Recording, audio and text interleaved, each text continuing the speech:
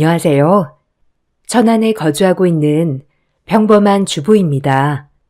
사연 없는 집 없다지만 저 역시도 제가 겪은 얘기를 풀어보려 합니다. 23살에 남편을 만나 4년 연애 후 결혼했어요. 성격도 무던하였고 무엇보다 자상한 성격에 끌렸네요. 남자친구 집으로 인사 가던 날 시부모님의 인자한 모습 그리고 시동생이 화난 모습을 보니 안심을 했습니다. 이 집에 시집을 간다면 평탄하게 잘 살 수 있겠다고 싶었어요. 그렇게 결혼식을 하였고 전 맏며느리가 되었습니다.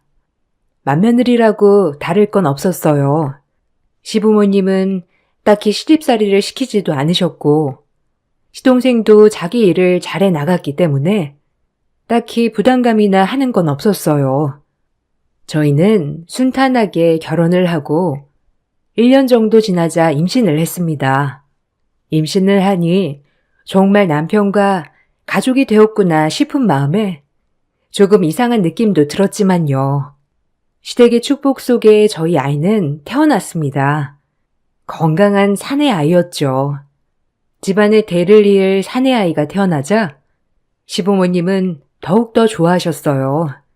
그리고 경사에 경사가 겹친 채 시동생은 결혼을 하겠다며 애인을 데리고 왔죠. 참 참한 신부감이었습니다. 저와는 다른 느낌의 여인이었어요. 시부모님이 저에게 주었던 사랑만큼 동서에게도 많은 사랑을 주셨습니다. 처음 뵙겠습니다.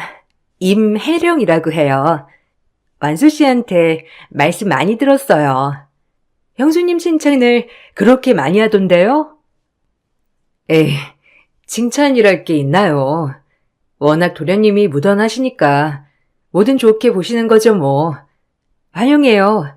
우리 잘 지내봐요. 처음엔 동서도 제가 보기엔 무던한 사람이어서 좋은 가족이 될 수 있겠다 느꼈죠. 그렇게 행복하게 새 식구를 맞이했어요. 문제는 그 다음부터였습니다. 시동생은 결혼을 하자마자 분가를 하였고 저는 결혼을 하고 한참을 시부모님을 모시고 살았어요. 장남이라 그런 것도 있었고 저도 일을 했기 때문에 아이를 맡아줄 사람이 필요했거든요. 동서는 처음 보는 거와는 다르게 꽤 깐깐한 느낌이었어요. 가끔 김장을 하러 올 때도 약간 공주가 같은 느낌이랄까요? 저희 집은 김장을 아들들까지 다 같이 하거든요. 그런 것조차 이해를 못 하더라고요. 물론 요즘은 김장을 며느리가 누가 하냐라는 추세지만 아버님과 남편 그리고 시동생도 같이 하는 김장도 동서는 참여하기 싫어했습니다. 본인은 안 먹고 안 한다였죠. 여기 부분에서는 이해를 했습니다. 그런데 매번 명절이나 가족 모임 때 오지 않거나 음식을 할 때는 한 발짝 뒤로 빠져 있거나 했죠. 시어머니는 원체가 나무라지 않으시는 분이어서 저 역시도 말을 할 수 없었어요. 이것이 반복되자 저도 불만이 쌓여갔습니다. 왜 저럴까라는 생각도 많이 들었고 이러면 안 되지. 왜 맨날 나만 해? 라는 생각에 사로잡혀 저를 괴롭혔거든요. 그래도 가정의 평화를 위해서 참고 지나갔어요. 그렇게 시간은 흘렀죠. 저희 아들이 3살 되는 무렵 은근슬쩍 동서가 고민거리를 꺼내 비추더라고요. 처음으로 저에게 곁을 내주는 것 같아 기분은 좋았네요. 은근슬쩍 동서가 꺼낸 고민거리는 다름 아닌 아이가 안 생긴다는 거였어요. 마음이 안 좋았죠. 이제 저희도 결혼한 지 3년 정도 되었는데 아이가 안 생기네요. 어찌 할지 완수 씨랑 검사는 다 받아봤는데 둘 다 이상 없다고 해서요. 어머님이 한약도 지어주시고 친정엄마가 좋다는 건 다 해주시는데 뭐가 문제인지 요즘 너무 스트레스예요. 아휴, 그러겠다 동서. 내 친구도 결혼 8년 만에 아들 낳았거든. 이게 위로가 될지 모르겠지만 조금만 더 힘내봐. 둘 다 아무 문제는 없다고 하니까 기다리면 오지 않을까? 아버님, 어머님도 그렇게 임신에 스트레스 주시는 분들도 아니고. 그래서 일을 그만둘까 봐요. 온전히 임신에 집중하고 싶은데 일 다니면서 하기도 쉽지 않고 이래저래 고민이 돼요. 서방님이랑 의논해서 괜찮으면 조금 몸을 쉬는 것도 나쁘지 않지.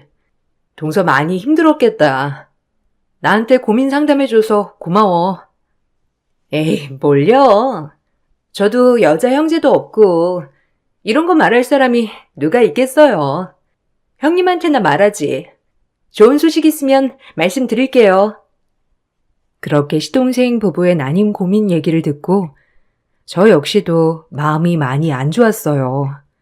한편으론 내가 무슨 힘이 될 수 없을까 생각도 하면서요. 동서의 그런 고민을 듣고 나니 동서가 집에 올 때 제 아들과 저의 모습을 보는 게 조금 힘들었겠다 싶기도 했어요. 그래서 그동안 명절이나 그럴 때 오지 않았을 수도 있겠구나 싶었고요. 조금은 동서의 마음을 이해하게 되는 순간이었네요. 그리고 얼마 후 집에 시동생 부부가 찾아왔어요. 부모님께 중대하게 드릴 말씀이 있다고 말이죠. 이렇게 비장하게 얘기한 적은 없었기에 저 역시도 너무 궁금했어요. 혹시 임신했다는 거 아닐까라는 생각도 들고 별의별 생각이 다 들었죠. 그렇게 가족이 다 모여 앉았는데 동서와 서방님 입에서 나온 말이 조금은 놀라웠습니다. 특히 동서가 그렇게 생각한다고 해서 더욱더 놀라웠네요. 엄마, 아버지, 저희 입양할까 봐요. 이 사람이랑 저 문제도 없다고 하는데 임신도 안 되고 아이는 갖고 싶고 요즘엔 입양도 많이 하는 추세기도 하고요. 차라리 불쌍한 아기 입양해서 내 자식처럼 키우면 나 혼정보다 기운정이 더 대단하다는데 저랑 와이프는 충분히 상의는 끝냈고요. 아버지랑 엄마한테도 얘기해야 할 것 같아서 말씀드려요. 어떠세요? 두 분 생각은? 아휴, 내가 뭐 이래라 저래라 할 수 있냐? 너네 뜻이 그렇다면 그런 거지. 그래, 입양 참 좋은 일이기도 하지. 근데 꼭 입양을 해야겠냐? 아직 젊으니까 조금만 더 기다려보지. 그럼 생길 수도 있는데 너무 섣부른 거 아니야? 오랜 고민 끝에 내린 결정이에요, 어머니. 아이는 너무 갖고 싶은데 그럼 입양하는 방법도 있고 제이처럼 키운다면 아마 키운정이 더 크다고 하니까 제 자식처럼 되지 않을까요? 나이는 먹어가는데 언제까지 기다릴 수도 없고 병원에선 문제 없다고만 하고. 애 키우는 게 보통 일이 아니다. 아주 어려운 일이야. 내 자식도 꼴 보기 싫을 때가 많은데 남의 자식은 오죽하겠냐? 반대를 하는 건 아니다만 이런 것까지 다 각오하고 정말 친자식처럼 키울 수 있으면 입양해라. 혹시라도 차별하거나 할 생각 말고. 에이, 절대 안 그래요, 아버님. 꼭 제 자식처럼 키울 거예요. 이미 이랑 보육원에 가보기도 했거든요. 정말 눈이 가더라고요. 그래, 너의 생각이 그렇다면 그렇게 해야지. 우리는 걱정 말아라. 좋은 일 한다는데 말릴 수도 없고 굳게 마음 먹어라. 감사해요, 아버님, 어머님. 허락해 주실 줄 알았어요. 형님이랑 아주버님도 동의하시죠? 온 가족한테 축복받는 느낌으로 아이 데려오고 싶어요. 그래야 그 아이도 행복할 것 같고요. 수연이도 조금 더 크기 전에 동생 맞이하는 게 좋잖아요. 어머, 동서, 정말 대단하다. 다시 봤어. 진짜 좋은 일 하는 거야. 그게 참 말처럼 쉬운 게 아닌데 너무 대단해 정말. 우리야 뭐 동서랑 서방님이 원한다면 당연히 오케이지. 수연이도 동생 생긴다고 하면 좋아할 거고. 멋있어요, 동서랑 서방님. 시동생 부부가 계획한 것은 바로 입양이었죠. 솔직히 대단했습니다. 남의 자식을 키운다는 게 쉬운 게 아닌데 그것도 깍쟁이 같은 동서가 그렇게 선한 생각을 했다는 것도 너무 놀라웠죠. 그리고 입양이 쉬운 결정이 아닌 만큼 정말 둘이서 많은 고민을 했을 것 같았고요. 옆에서 저희는 열심히 그 결정을 응원해 주기로 했어요. 그렇게 동서와 서방님이 아이를 입양해 왔어요. 작고 귀여운 남자 아기였네요. 동서도 아이가 생기니 깐깐함이 섬세함으로 바뀌었고 조금 더 저희 집 행사에 적극적으로 참여하게 되었죠. 그리고 저희 식구 그 누구도 새로 생긴 아이가 입양하라고 생각할 수 없을 만큼 사랑해줬네요. 아버님, 어머님도 저희 아들과 정말 차별 없이 대하셨고요. 제 아들도 사촌 동생이 생기고 나니 기뻐하기는 마찬가지였습니다. 입양해온 조카는 아기 때부터 키워서 그런지 성격 또한 둥글둥글하니 참 잘 자라주었습니다.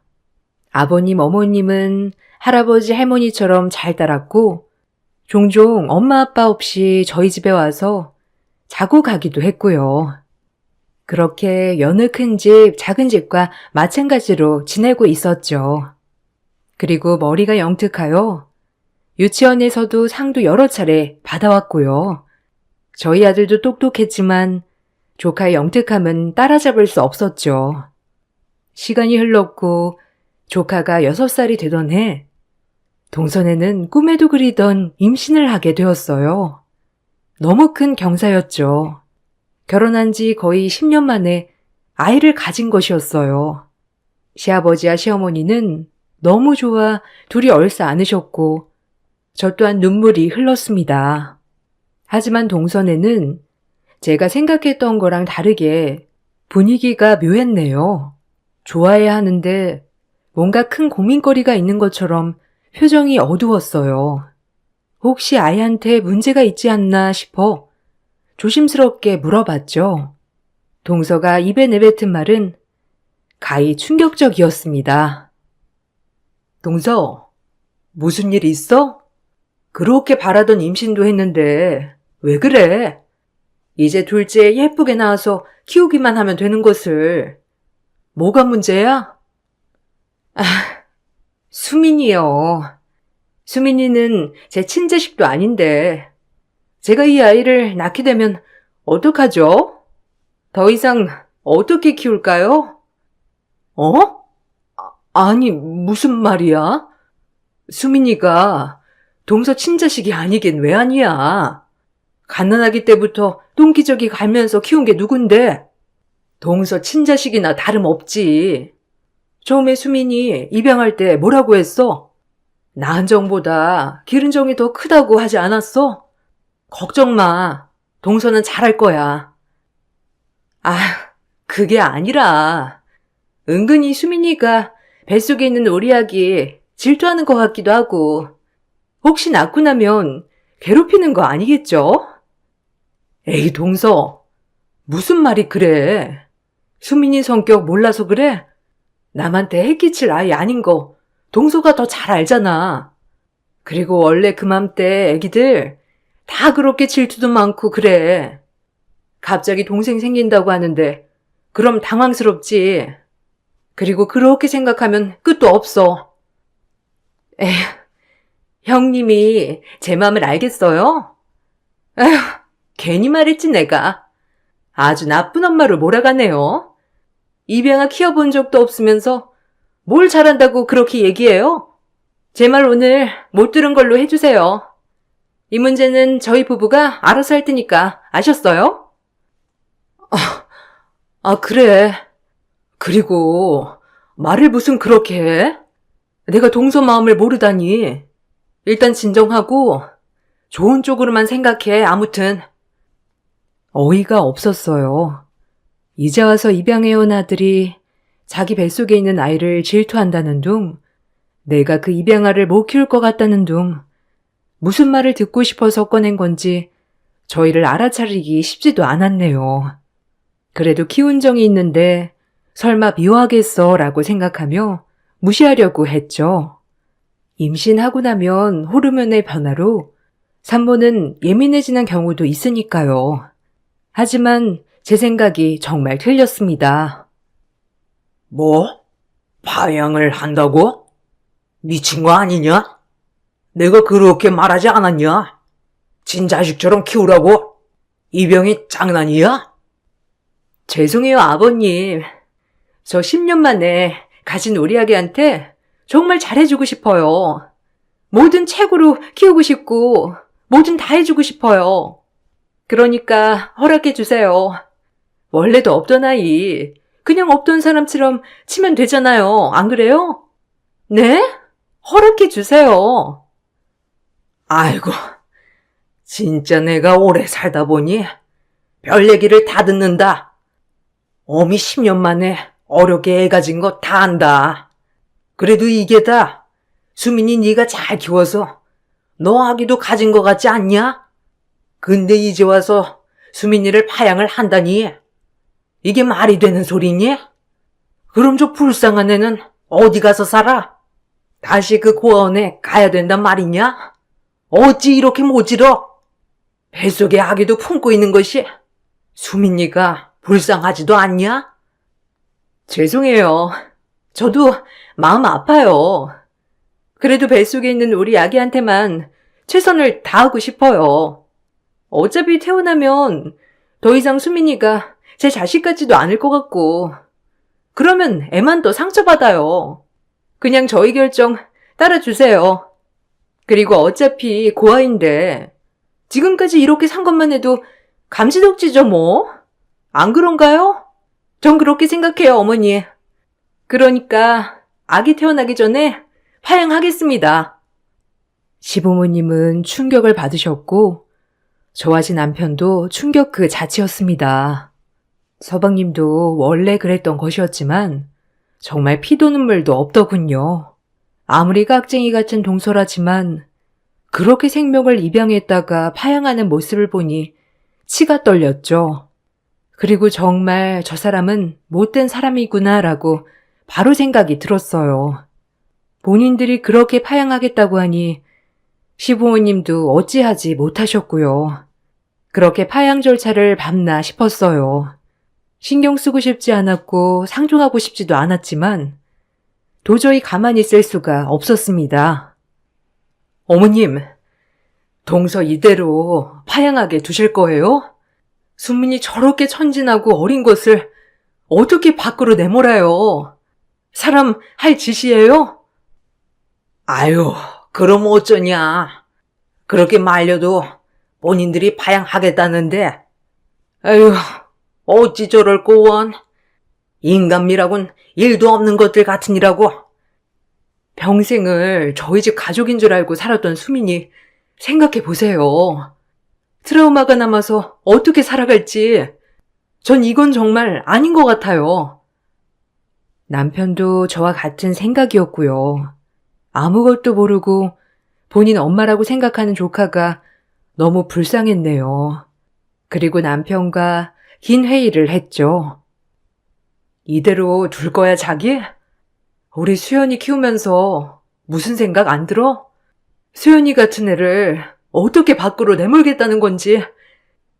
인정머리 없는 것들. 엄마 아빠도 계속 설득 중인데 재수씨가 꿈쩍도 안 하나 봐. 10년 만에 가진 아이한테 해 끼친다고. 진짜 미친 거 아니야? 아, 수민이 어떡해. 이걸 우리가 고민하고 있으니 도대체 이게 무슨 상황이야?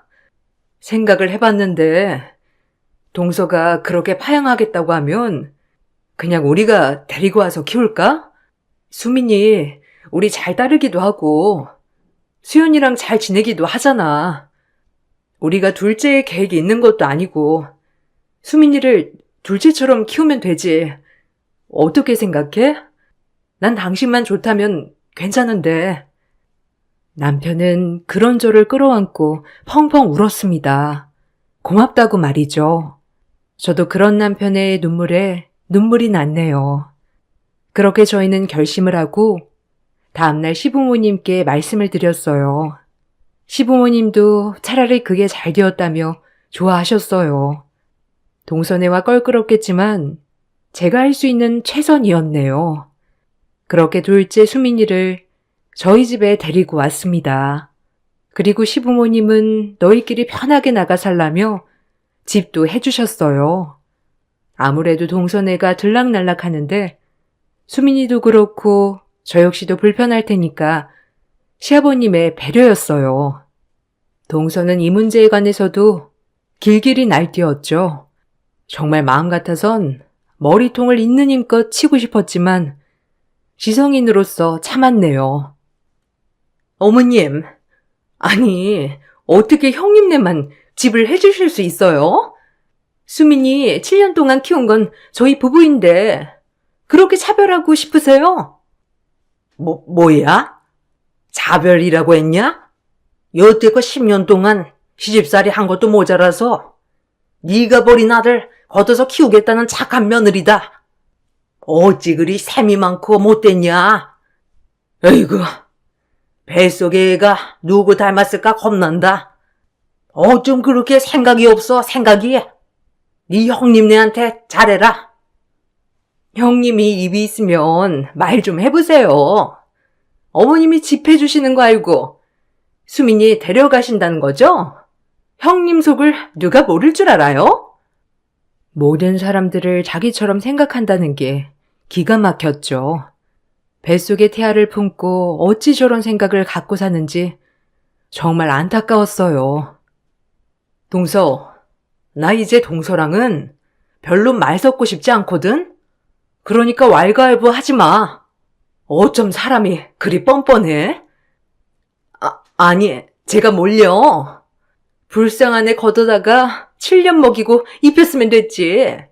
그럼 어쩌라는 거예요? 형님의 그 착한 척 질리네요. 시어머니만 아니었음 그 자리에서 머리털을 다 뽑아놨을 겁니다. 어이가 없어서 말이 안 나왔죠. 어쩜 그리 못됐는지. 전 상종하지 않고 그대로 자리에 일어났어요. 동서는 파양 절차를 밟았습니다. 결국 수민이는 파양을 당했고 저희 집으로 오게 되었어요. 그 어린 것이 동선의 부부가 파양을 결정하고 나서 얼마나 눈치를 줬는지 많이 기죽어 있더라고요. 마음이 아팠어요. 큰엄마, 나 그럼 이제 큰엄마네서 수연이 형이랑 같이 사는 거예요? 아예 평생요? 그럼 이제 우리 엄마랑 뱃속에 있는 동생은요? 아, 응, 수민이, 엄마는 동생 태어나면 동생이 너무 아가여서 동생을 돌봐야 하거든. 그래서 수민이는 이제 편하게 형이랑 사는 거야. 그럼 저는 우리 엄마랑 아빠는 이제 못 보는 거예요? 엄마가 이제 원래 살던 대로 가는 거라고 했는데? 원래 살던 데가 큰엄마네 집인데? 그래서 큰엄마네 집으로 가는 거야. 이제 큰엄마랑 큰아빠가 수민이 엄마 아빠야. 알겠지? 뭐라고 말해야 할지 참 슬픈 눈을 하고 저에게 묻는 조카를 보니 얼버무리고 말았네요. 어느 정도 크면 알려줘야겠다도 생각했고요. 그렇게 동선에는 아이를 낳았어요. 딸이었습니다. 진짜 자식이 생겼으니 그 마음 좀 알려나 싶었지만 연락을 더 이상 하지 않았기에 모른 척했어요. 그리고 전 수연이와 수민이를 잘 키워나갔습니다. 수민이는 저희 아들을 진짜 형처럼 잘 따라주었고 수연이도 그런 수민이를 잘 챙겼죠. 종종 수민이가 저희들의 눈치를 볼 때가 있었는데 그곳은 형 물건을 가지고 놀고 싶을 때 마음껏 가지고 놀지 않고 항상 저희에게 조심히 와서 형 거 만져도 돼요? 라고 물어봤어요. 이 말들이 얼마나 마음이 아프던지. 수민아, 형 거는 이제 다 수민이 거야. 그러니까 형이랑 의논해서 같이 가지고 놀아도 돼. 알겠지? 엄마 아빠한테 물어보지 말고. 그래도 엄마는 물건 함부로 만지지 말라고 했거든요. 집에서도 아무거나 만지지 말라고 해서 혹시 혼날까 봐요. 수민이는 곳곳에 동서에게 얼마나 혼이 나고 자랐는지 눈치가 가득 배어 있었습니다. 그런 수민이가 안타까워 더욱더 잘해주었어요. 그렇게 내 자식이다 생각하고 키운 지 어느덧 1년. 부쩍 수민이의 외출날은 잦아졌죠. 워낙 똑똑하고 명석한 아이라 걱정은 되지 않았지만 그래도 아직 초등학생밖에 되지 않은 아이라서 한 번은 어딜 그렇게 돌아다니냐고 다그치기도 했네요. 수민아, 엄마한테 항상 말하고 나가라고 했잖아. 엄마 놀래게. 오늘 어디 갔다 왔어? 요즘 그렇게 어디를 다니는 거니? 그냥 친구들이랑 놀러요. 학교 끝나면 친구네 집에 가서 게임도 하고 뭐 그랬어요. 죄송해요, 큰엄마. 잘못했어요. 아니야, 수민아. 엄마가 미안해. 너무 화냈지? 혹시라도 우리 귀한 수민이 잃어버릴까봐 늘 걱정돼서 그랬어. 엄마는 제가 없어져 버리면 좋지 않으세요? 진짜 엄마처럼 제가 어디 갔으면 좋겠는 거 아니에요? 진짜 엄마는 그랬는데. 수민이가 말하는 진짜 엄마는 동서였고요. 간혹 저를 가짜 엄마라고 부르기도 했네요. 수민이가 받은 아픔을 제가 다 이해하지 못하지만 확실한 건 동서네와 살 때 눈치를 많이 받고 자란 것은 확실했어요.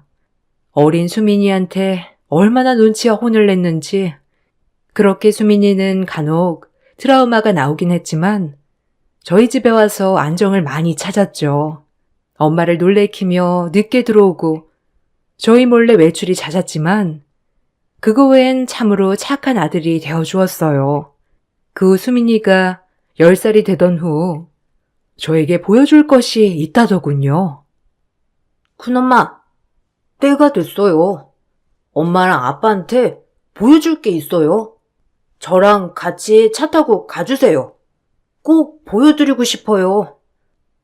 그렇게 수민이를 따라 한참 도시 외곽으로 나갔습니다. 그쪽엔 중후한 신사분이 앉아 계셨고 저희를 보자 정중하게 인사를 건넸죠. 아유, 안녕하십니까? 놀라시진 않으셨는지요? 저희 손자한테 얘기 많이 들었습니다. 저희 손자를 극제인이 보살펴 주었더군요. 네? 아니, 그게 무슨 말이에요? 손자라뇨? 수민아, 이게 무슨 소리니? 손자라면 수민이 할아버지라는 거예요? 아니, 어떻게 그게 가능하죠? 저희 자식네가 죽고 손자는 당연히 보육원에 맡겨줬어요. 그때는 자식네와 연을 끊고 살 때라 저희 애들한테 애가 있다고 상상도 못했죠. 우연히 죽은 자식의 친구들이 말해주더군요. 한참 지나서야 자꾸 찾았습니다. 사진 한 장만 들고. 그리고 찾을 수 있었죠. 또한 저와 친자 검사까지 다 끝냈고요. 요 근래 계속 밖에서만 만났네요. 그 좀 양해 부탁드립니다. 아니, 어떻게 이런 일이... 정말 수민이 친할아버지 맞나요? 수민이 그럼 너 그동안 할아버지 만나느라 늦게 들어온 거였어? 네, 맞아요. 큰엄마한테 말씀드리면 너무 놀라실 것 같아서 천천히 말씀드리려고 했어요. 저희 할아버지래요. 순간 어안이 벙벙하기도 하면서 그럼 이제 어찌해야 하는 거지? 라는 생각도 들고 아들이라고 생각하고 살려고 했는데 수민이를 보내야 하는 건가? 라는 생각도 들고 그럴 수 없다는 생각 등등 만감이 교체했네요. 어떤 반응을 보일지도 몰랐죠. 그동안 우리 손주가 큰엄마 큰아빠가 아니었으면 자기는 고아가 됐을 거라고 항상 큰엄마, 큰아빠 얘기만 하더라고요. 참 궁금했는데 이렇게 뵙다니 너무 반갑네요. 그리고 우리 손주 걷어주셔서 너무 감사합니다. 무슨 말을 해야 할지. 아니요. 반가워해야 할지. 제가 부족할 순 있겠지만, 수민이를 정말 친아들처럼 생각하고 키웠어요. 몇 년 안 됐지만요.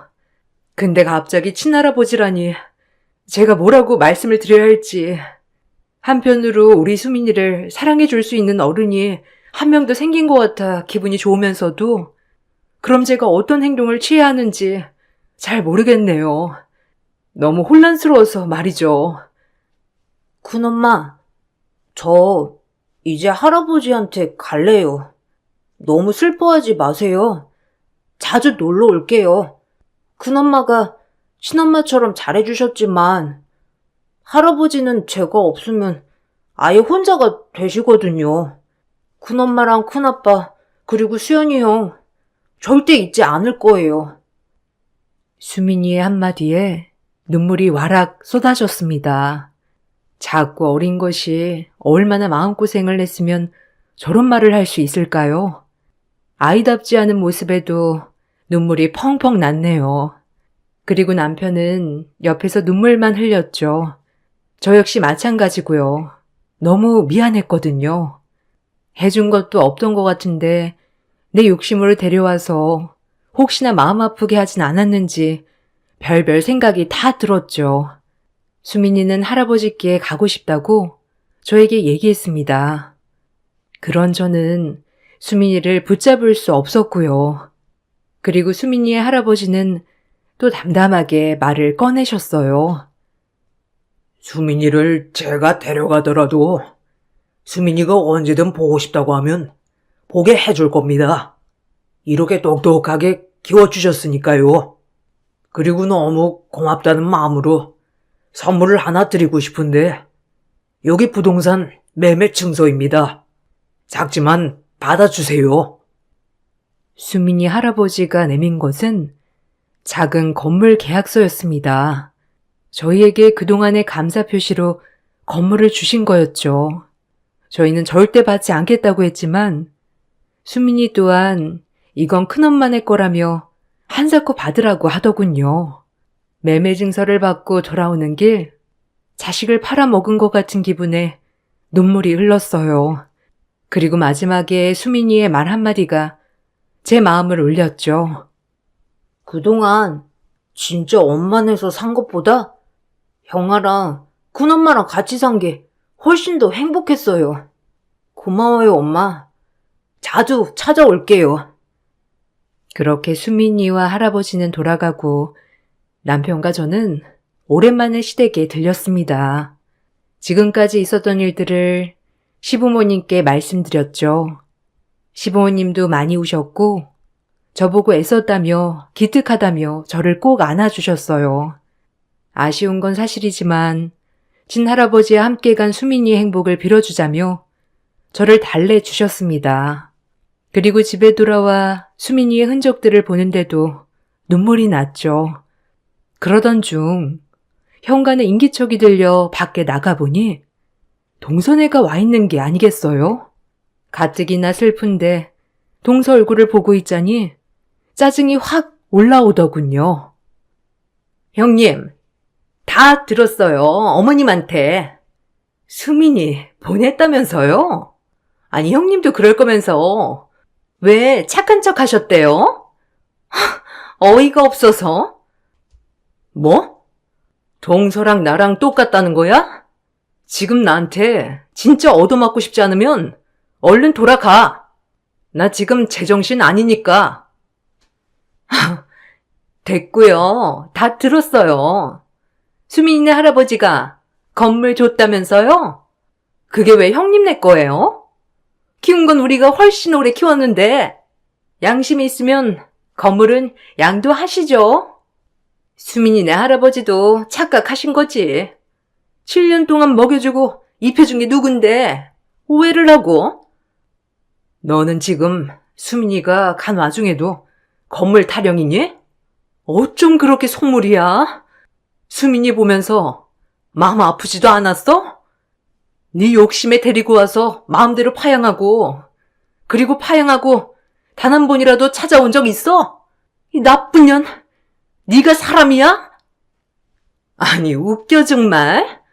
7년 동안 먹여주고 입혀줬으면 고마운 줄 알아야지.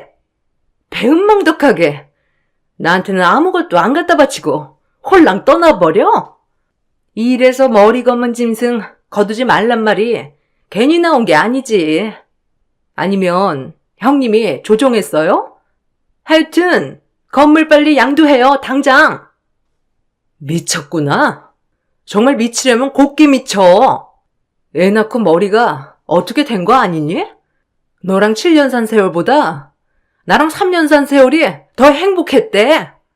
얼마나 애한테 눈칫밥을 줬는지. 우리 집에 처음 와서 눈치 보던 것만 생각하면 내가 아직도 마음이 아려, 알아? 이 나쁜 년아! 정 그 얘기를 끝으로 집에 있는 소쿠리를 들고 나와 동서 머리통과 몸통을 사정없이 내리쳤네요. 동서는 당황했는지 얻어맞으면서 도망가더라고요. 제 이런 모습을 처음 보거든요. 저도 화나면 물불 안 가린다고 보여주는 계기가 되었네요. 동서는 다시 온다는 말도 잊지 않고 주랭랑을 쳤습니다. 동서의 그런 모습을 보시고 시부모님은 가뜩이나 안 좋게 보는 동서에게 이런 면까지 보이니 시동생 보고 인연을 끊자고 하셨어요. 다신 보고 싶지 않다고 말이죠. 동서는 그럼에도 건물에 집착을 못 버렸는지 아직까지도 좀 떼어달라고 문자도 오고 전화도 오고 난리를 치네요. 소송도 걸겠다고 하지만 사실상 제가 건물을 뺏은 게 아니라 직접 양도받은 것이기 때문에 뺏는 게 쉽지 않았고요. 이 일이 있는지 오늘이 꼭 10년째 되는 날이네요. 시간도 많이 흘렀고 아직도 아픈 손가락 하면 수민이가 생각나네요. 수민이와는 지금까지도 연락을 이어나가고 있습니다. 간간히 집에 들러 꼭 엄마 저 엄마 밥 먹고 싶어요 라고 들어오면 유학 보낸 아들 맞이하는 느낌이기도 하죠.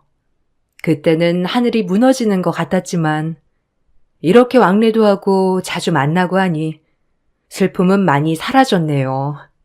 이제 성인이 된 수민이를 보면 항상 가슴이 아리면서도 고마운 마음 그리고 여러 가지 복합적인 감정이 듭니다. 그래도 지금은 행복하게 본인의 길을 걷고 있는 모습을 보면 뿌듯하기도 하고요.